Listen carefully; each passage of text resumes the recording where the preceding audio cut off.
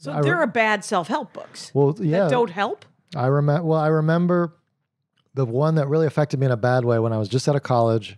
I was like, look, I'm bad with money. I want to understand how money works. Okay. And so I went to the Barnes & Noble. Into the money section. I went to the money section and I saw right there, bestseller, Automatic Millionaire by David Bach. Okay. And I sat down at the Barnes & Noble, started reading. The whole thing is like, don't buy things you don't need. Okay. Which is why I finished that at the Barnes & Noble. I don't own it. But nice. That's why Barnes & Noble is probably going out of business. Right, because they're done. But the thing that stuck with me was it was all about the power of compounding interest. Are you familiar? Yeah. I mean, but do you explain it. So, I can't explain it, but I know what it is. There was a big chapter on the latte factor, and he says, look, if you go to Starbucks and you get a latte, that's $4. Probably $5 now, but back then $4. We'll say $4. You don't need that latte. You could save that $4 each day.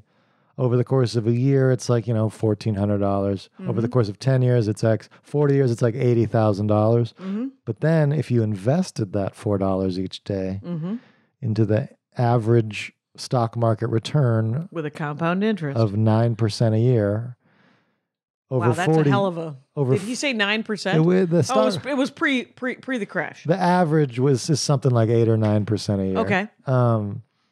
Over 40 years, that latte money turns into $1 million after 40 years. So I'm sitting there, 22 years old. I'm like, oh man, I need $1 million. I don't need a latte. All I need to do is stop drinking coffee. Was it your Barnes & Noble? Were you sitting at the cafe having a latte? Yeah, I was having a mocha. That's my happy drink, is the mocha. Nice. Iced mocha. No whip, trying to lose weight. Sure. But so for a year, I cut out lattes. Not only did I cut out lattes, though, that book made me cut out like any...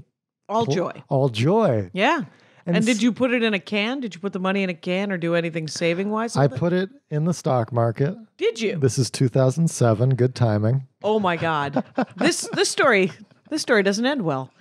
Yeah, 2006, 2007. And so I'm putting away all this money, and in over a year, I'm just working in a coffee shop. I saved like $15,000.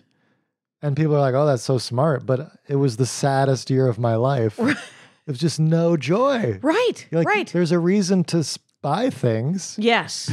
And not everything. Now that is terrible because, everyone in my family does some version of money laundering.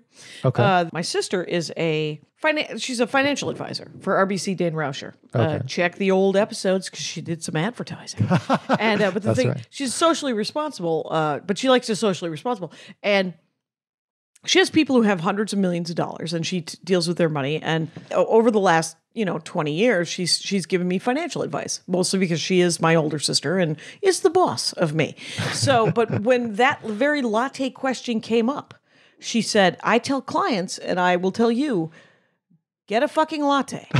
That's great. That's it. Yeah. She's like, you deserve one thing. I'm not saying you should buy matching speedboats for you and your neighbor. I'm saying buy a latte. Exactly. Treat yourself to something small that you like every day. And if it costs $1,400 a year, that's fine.